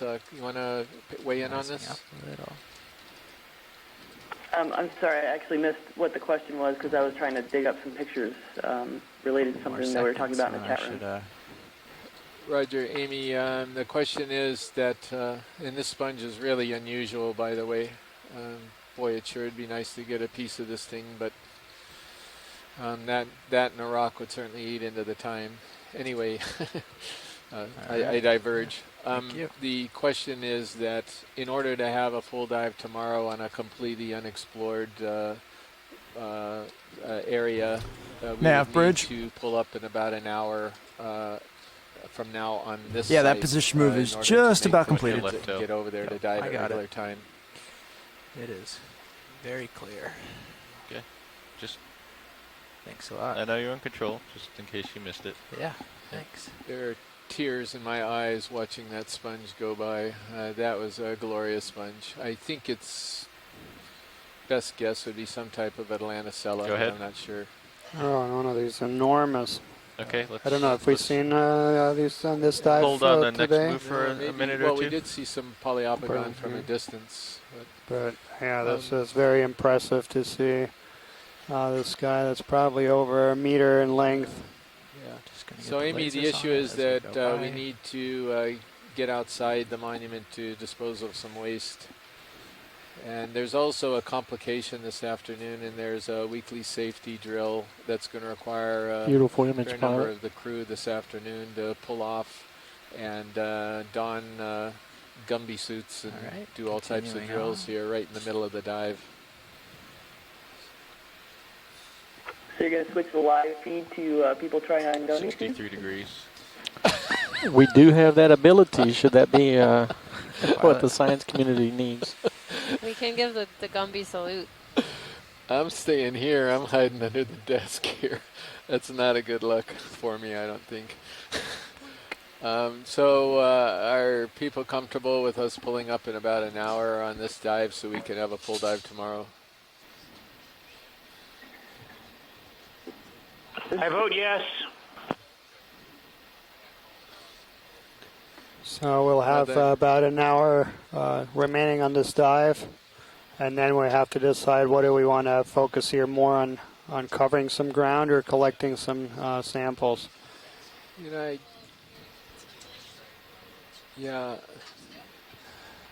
I guess if go ahead. I'm sorry. Somebody was going on. It's hard to leave such an amazing spot. Yeah, I understand that. That was part of the discussion when I stepped outside a few minutes ago. But on the other hand, this other area is going to be, I think, rather fascinating.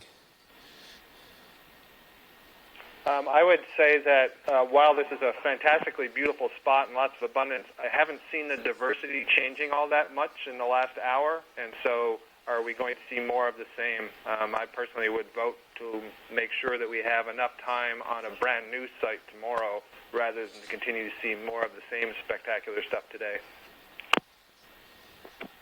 One thing we noticed when we dove on this site before is that the community changed as it went from east to west over the top of the ridge. Is there enough time with the hour we have left to maybe go a little bit more to the east or west to see if the community changes? Yeah, so we've got an hour, and first thing we got to decide is, are we going to try to survey or are we going to try to collect? We have one rock and one biology. We're not going to be able to do both. Collecting a second rock and collecting a second biologic is going to pretty much take care of a lot of that time. So let's assume that we've decided early and go to the other site. And the reason for that is one of our primary objectives here is to determine whether or not the bed that was discovered in 2003 extended down to this depth. And I think we pretty much confirmed that. And also this particular ridge has been the site of now 3 dives, the other 2 being quite a ways further upslope. And so the dive tomorrow is completely new, unexplored territory and potentially a completely different type of seamount that's never been dove on before here. So that's my opinion. Maybe we can get some others to weigh in. Still moving along here. It sounds like good reasoning to me, Chris, so I would support that decision. Okay, I'll come ahead a little then. Mike, try to get it in the light. geologist, Amy, anybody else who wants to weigh in? Stay and linger too long, but I agree. That sounds fine to me. If possible, can we pick up a rock before the end of the dive today? That's a possibility. We have any other comments? Amy, are you still with us? You want to weigh in on this? I'm sorry, I actually missed what the question was because I was trying to dig up some pictures related to something that we were talking about in the chat room. Roger, Amy, the question is that, and this sponge is really unusual, by the way. Boy, it sure would be nice to get a piece of this thing, but that and a rock would certainly eat into the time. Anyway, I diverge. The question is that in order to have a full dive tomorrow on a completely unexplored area, we need to pull up in about an hour from now on this Yeah, that site, position move is in order just to about make completed. Get over there to dive at regular time. it is very clear.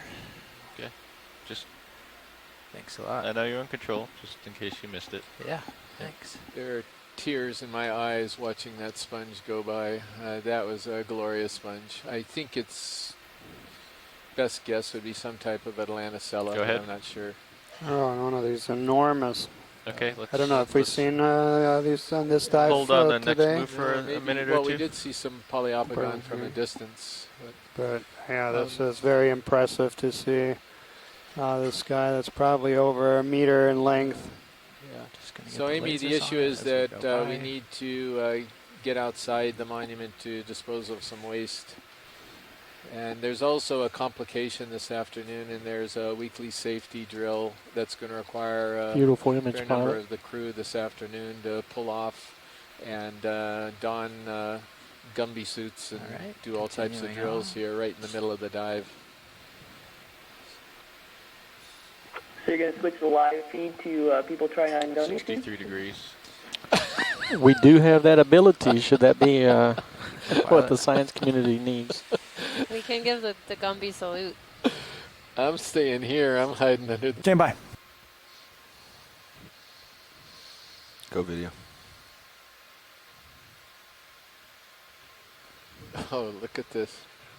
Is that same little thing? Yeah, it looks identical to what we imaged earlier. Oh, you have seen this already. Okay. Well, he was on the bridge, bamboo move coral initiated. before. It's coming in towards me little back hydro now. medusa, I guess. Yeah, I have never seen that before. That is really pretty. Beautiful. Come in now. So the ship just initiated the move. It looks like you should. There we go. Starting to get in the. I All right, sounds good. Thank you. I don't quite understand how thruster. he succeeds in feeding with tentacles. He has 4 tentacles that barely even reach down Want it below again? the bell. So he must be doing try. something different, and maybe he does. He got pushed coral way or forward something? I now. don't know. Yeah, let's let him go.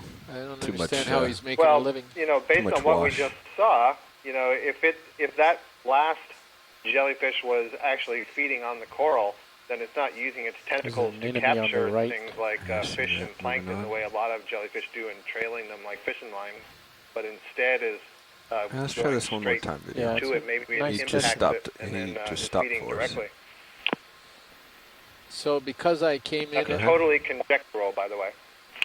well, that's the fun stuff, the Shifting totally back. conjectural stuff. I came in at the very end after this discussion that I was pulled out on about this issue, and could you actually see the possibility that this thing was feeding on the coral? Did it look like that, or? I mean, it was sitting on the coral. It's very hard to say, but it was firmly latched onto the coral.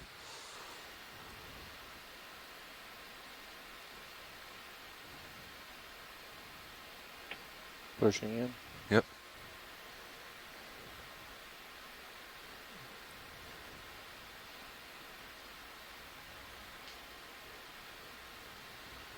Has It's coming anybody in seen at this you. before? Do we? I'm not seeing any type of an ID here. I've seen one like this, and I forget the name. I'm looking it up right now, Chris. Okay, thank you. Those of you who are wondering when we decided to survey why we're still here, well, you don't just start off in a dime here. You have to actually put in a request for the ship to Time move. for me to move on video. And wait for vehicles Pushing out, Sirius. Our to co-pilot. get going. And then there's also... well, it looks like he's still here, so Yeah, maybe zoom. we could. I thought we were past him already, but he's still there. Yeah. Watch late nav.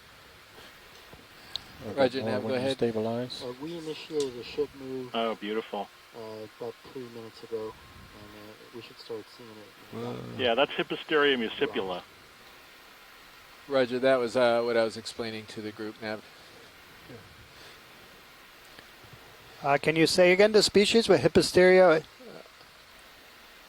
Sorry, muscipula, M-U-S-C-I-P-U-L-A, like the Venus flytrap. Got it. This is a species of corallivorous goniasterid. They have really pronounced toothy pedicelaria all over their bodies. I don't know if it's affiliated with the predation, but enough for the ID. it's interesting that all of the spiny goniasterids feed on coral. I'm not sure if it's an associated morphological feature or not. But this is Hipposteria is a corallivorous goniasterid that you see almost all over the world. And this is one that I described just last year, so I'm really happy to see it. So a couple of things. I appreciate your indulgence. Excellent. Thank you for that ID. Yeah. On the munch.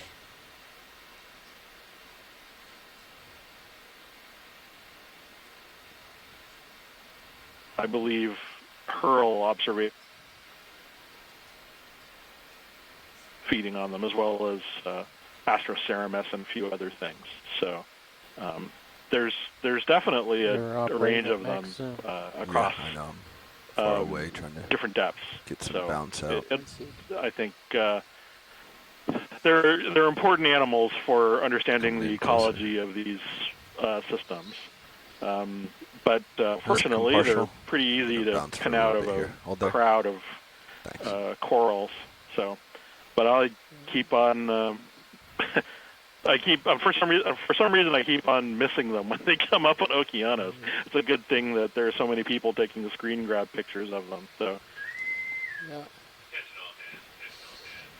Okay, let's go back in. Well, anyway, I'll leave you guys to it. I You said gather come in? that you have lots of other things to deal with for now. I'll call in the next time a starfish pops up. Looks like that's some fun crab excitement going on there. Yeah, thanks. I'll chime in tomorrow, hopefully. Yeah, thanks very much, Chris.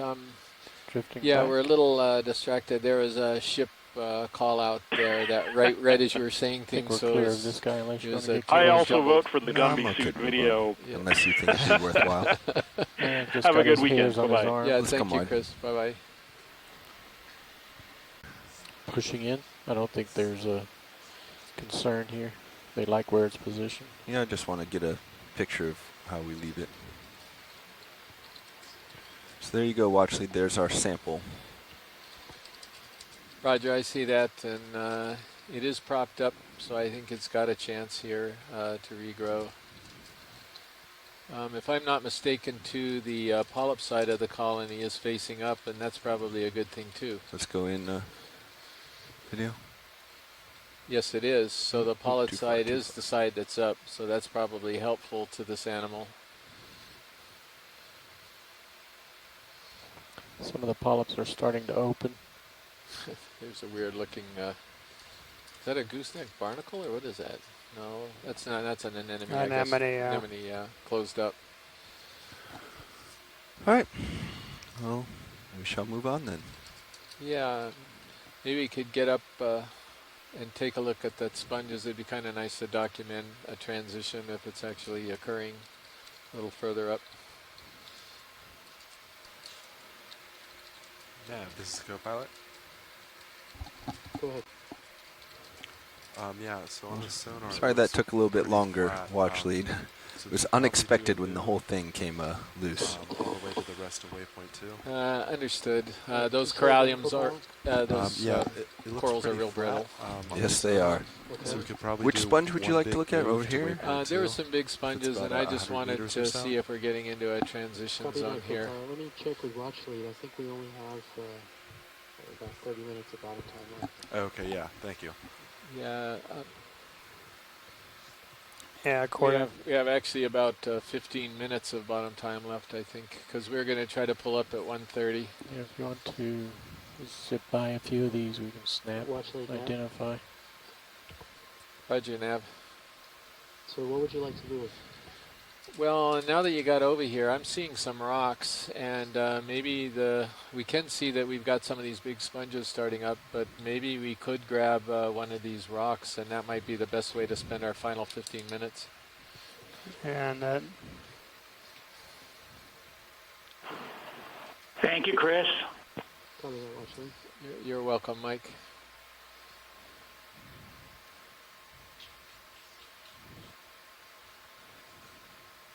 That's what I call lucky, Michael.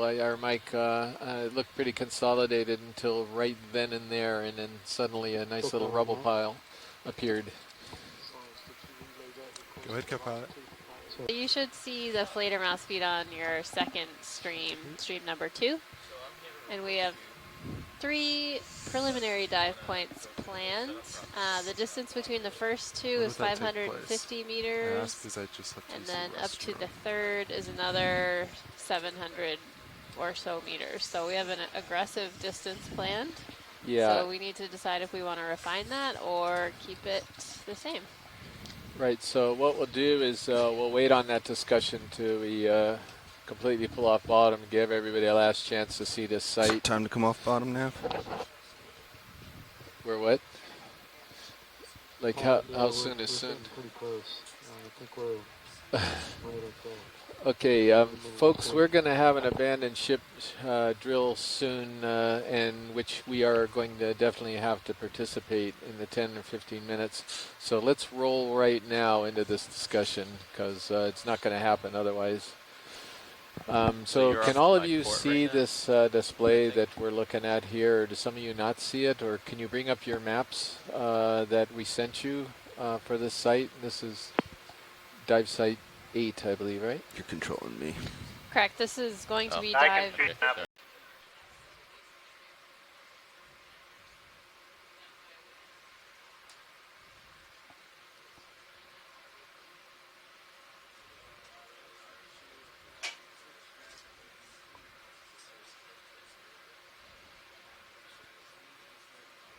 I'm gonna go for a bit more zoom. That's full zoom. Yeah, my lights aren't. If I move in, we're going to lose them completely. That's all right. That's a nice image.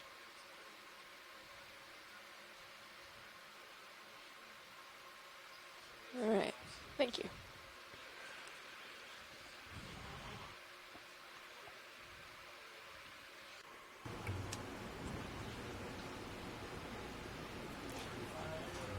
Nav this bridge, so we're about 15 degrees to the change of heading. Is there any specific reason you want to keep coming to port?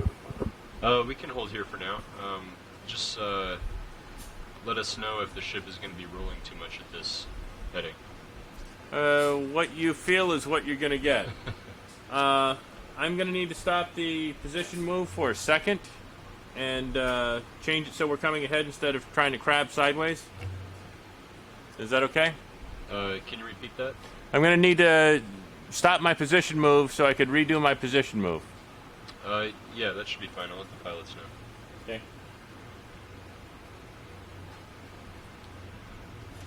Did you copy that? Yeah, I copied. We ought to just be going ahead. I don't think we need a position move in necessarily. Looks like somebody forgot to roll the hose.